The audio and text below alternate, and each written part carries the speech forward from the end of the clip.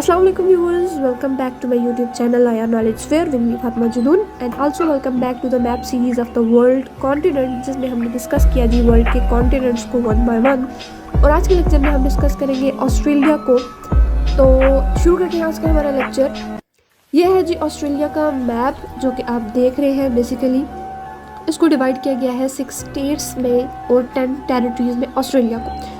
तो Australia as a continent भी जाना जाता है और एज अ कंट्री भी जाना जाता है। तो हम वन बाय वन देखते हैं कि ऐसी क्या चीज़ है जो ऑस्ट्रेलिया को कॉन्टिनेंट के तौर पर देखती है और ऐसी क्या चीज़ है जो कि ऑस्ट्रेलिया को जो है वो एक कंट्री के तौर पर बनाती है। तो शुरू करते हैं जी आज का हमारा लेक्चर। ऑस्ट्रेलिया को एज अ कॉन्टिनेंट अगर हम देखें तो इसको आइलैंड भी कहा जाता है। आइलैंड कॉन्टिनेंट्स को इस वजह से कहा जाता है क्योंकि यहाँ पर मुख्तलिफ़ किस्म के आइलैंड्स जो है वो मौजूद है। कैंगरू आइलैंड हो गया या क्रिसमस आइलैंड हो गया, कोको आइलैंड हो गए, यानी बहुत ज़्यादा आइलैंड जो है वो यहाँ पर मौजूद है, इसलिए इसको आइलैंड कॉन्टिनेंट भी कहा जाता है। उसके अलावा अगर हम इसकी बाउंड्रीज़ के बारे में बात करें, ये smallest continent of the world है और बाउंड्रीज़ के बारे में बात करें तो यहाँ पर जी हम ड्रा कर लेते हैं डायरेक्शंस को। सबसे पहले तो ये हमने ड्रा की जी डायरेक्शन नॉर्थ, साउथ, वेस्ट और ईस्ट।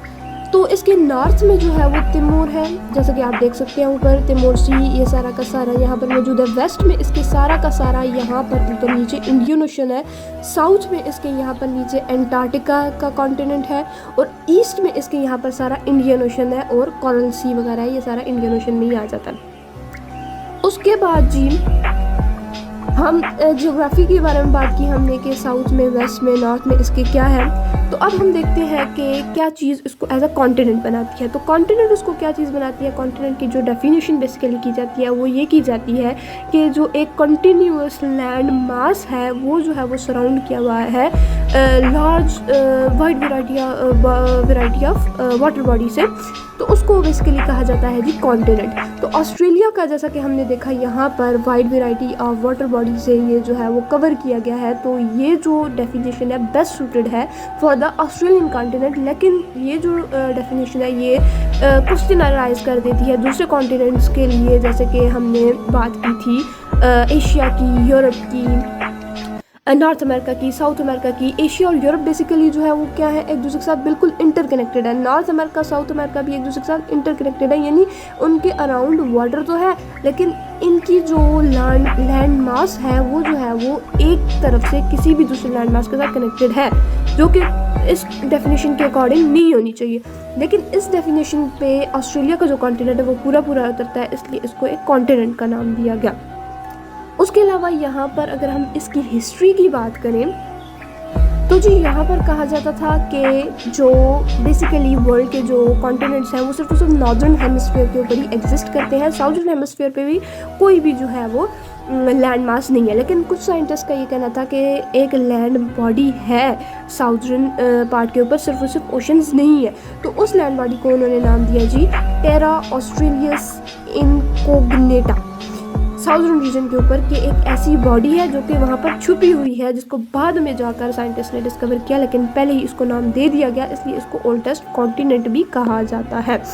उसके अलावा यहाँ पर जो है वो फिर आहिस्ता आहिस्ता यहाँ पर जब लोगों को पता चलना शुरू हुआ कि यहाँ पर एक लैंड मास है, तो यूरोपियन जो लोग थे, जो वहाँ से अमेरिकन रेवोल्यूशन आया था 16th सेंचुरी में, तो जो यूरोपियन लोग थे बेसिकली वहाँ पर ब्रिटिश सरकार को वहाँ से निकाल दिया गया नॉर्थ अमेरिका से, और वो वहाँ से अपने कॉन्वेक्स्ट को लेकर आई यहाँ ऑस्ट्रेलिया के लैंड मास के ऊपर, यहाँ पर आकर इन्होंने रहना शुरू कर दिया। फिर आहिस्ता आहिस्ता यहाँ पर इन्होंने कंट्रोल करना शुरू कर दिया और फिर यहाँ पर लोग जो है वो गोल्ड की वजह से ज़्यादा आना शुरू हुए क्योंकि यहाँ पर गोल्ड रिजर्व ज़्यादा पाए जाते हैं। इंडस्ट्रियल रेवोल्यूशन आया, फिर लोगों ने यहाँ पर मूव करना ज़्यादा शुरू कर दिया। तो आहिस्ता आहिस्ता जो ह्यूमन बॉडीज़ थी वो यहाँ पर जमा होना शुरू हो गई और ये जो है वो लोगों का एक गठजोड़ सा बन गया यहाँ पर। और ये जो लैंड मास थी वो जो है वो लोगों से मिलकर बनी और इसको जो है वो कॉन्टिनेंट और कंट्री का नाम दिया गया। और एज अ कंट्री क्या चीज़ इसको बनाती है वो भी हम देखते हैं कि एज अ कंट्री जो है वो 1901 में ये जो ऑस्ट्रेलिया का कॉन्टिनेंट था बेसिकली ये आया जी वजूद में, जब ब्रिटिश सरकार ने क्या किया था, 6 जो ब्रिटिश कॉलोनीज थी उनको कंबाइन करके एक डोमिनियन स्टेट बना दिया था 1901 में ब्रिटिश सरकार ने। यानी यहाँ पर ब्रिटेन लोग ज़्यादा रहते थे और यहाँ पर उन्होंने कॉलोनीज़ बनाना शुरू कर दी थी अपनी अपनी। लेकिन फिर 1901 में आकर इन्होंने क्या किया जी, इन कॉलोनीज़ को मिलाकर एक डोमिनियन स्टेट बनाई जिसका उन्होंने नाम दिया जी, जिसको ऑस्ट्रेलिया का। उसके अलावा यहाँ पर इन्होंने जो है वो ब्रिटिश पार्लियामेंट बनाई, जिसको ऑस्ट्रेलियन पार्लियामेंट का नाम दिया गया और बाद में इसको किसका नाम दिया गया जी, कॉमनवेल्थ ऑफ ऑस्ट्रेलिया का नाम दिया गया। अभी ये कॉमनवेल्थ ऑफ ऑस्ट्रेलिया के नाम से जानी जाती है। ऑल्दो ऑस्ट्रेलिया जो है वो एक सॉवरेन नेशन है, लेकिन ब्रिटिश का जो पार्लियामेंट है वो जो है वो बेसिकली इसकी फॉरेन पॉलिसी को सेट करता है। और जो स्टैचू ऑफ वेस्टमिंस्टर है जो कि ऑस्ट्रेलिया को, जो दूसरी ब्रिटिश एम्पायर्स हैं उनको एक डोमिनियन अथॉरिटी देता है फॉरेन पॉलिसी के ऊपर, ये ब्रिटिश ने अप्रूव किया था, ब्रिटिश गवर्नमेंट ने 1931 में। लेकिन ऑस्ट्रेलिया ने जो है वो उसको इनेक्ट किया जी 1942 में। 1931 में उन्होंने नहीं किया, 42 में इसको इनेक्ट किया, क्योंकि ये जो स्टैचू है वेस्टमिंस्टर का, इसके ऊपर जो कंट्री जो है वो सिग्नेचर करेगी, इसको अप्रूव करेगी, तो वही जो है वो एक डोमिनियन स्टेट के तौर पर राइज होगी। लेकिन इन्होंने इसको माना था जी, इनेक्ट किया था 1942 में, और उसके बाद ये एक इंडिपेंडेंट नेशन के तौर पर उभर कर सामने। उसके बाद हम इसकी एडमिनिस्ट्रेटिव डिवीजन के बारे में अगर ऑस्ट्रेलिया की हम बात करें तो यहाँ पर क्या है जी, कॉन्स्टिट्यूशनल मोनार्की है। और जो मोनार्क है जी, ब्रिटिश मोनार्क, वो हेड ऑफ द स्टेट है। यानी यहाँ पर जो ब्रिटिश का जो मोनार्क है और ऑस्ट्रेलिया का जो मोनार्क है वो दोनों एक ही है। और आजकल जो मोनार्क रूल कर रहा है वो है किंग चार्ल्स।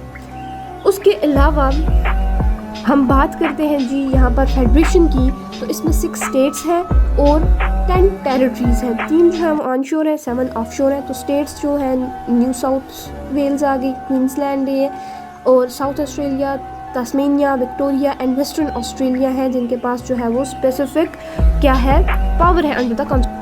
ये यहाँ पर आप स्टेट्स देख सकते हैं, न्यू साउथ वेल्स है, क्वींसलैंड है, तस्मेनिया है, साउथर्न ऑस्ट्रेलिया है, वेस्टर्न ऑस्ट्रेलिया है, विक्टोरिया है। ये जो है वो बेसिकली 6 स्टेट्स हैं और 2 टेरिटरीज़ हैं। यहाँ पर ऑनशोर नॉर्दर्न टेरिटरी, और यहाँ पर ये है जी इसके कैपिटल के अंदर ACT, जिसको कहा जाता है ऑस्ट्रेलियन कैपिटल टेरिटरी। 2 टेरिटरीज़ हैं जिनकी अपनी कोई ऑटोनॉमी नहीं है, ऑटोनॉमस पावर नहीं है, लेकिन जो स्टेट्स हैं उनकी अपनी ऑटोनॉमी है और उनके पास एक सर्टेन पावर है under the constitution of the Australia. उसके बाद यहाँ पर जो नॉर्फोक आइलैंड्स हैं उनकी जो सेल्फ गवर्निंग पावर थी, पहले वो सेल्फ गवर्निंग पावर थी उनके पास, लेकिन 2015 में इनसे ले ली गई। और दूसरी टेरिटरीज़ 8 हैं जी। और यहाँ पर जो समझने की बात यह है कि जो एडमिनिस्ट्रेटिव सिस्टम है इसका, वो जो है वो US और UK का जो सिस्टम है उन दोनों को मिलाकर बनता है। यानी यहाँ पर लेजिस्लेचर है, एग्जीक्यूटिव बॉडी है, जुडिशरी है, तीनों मिलकर काम कर रहे होते हैं। उसके अलावा मोनार्क जो है वो आजकल ऑस्ट्रेलिया का किंग चार्ल्स है, और जो PM है वो हेड ऑफ द गवर्नमेंट है। और आजकल जो प्राइम मिनिस्टर है जी ऑस्ट्रेलिया का, वो है जी एंथोनी एल्बनीज़।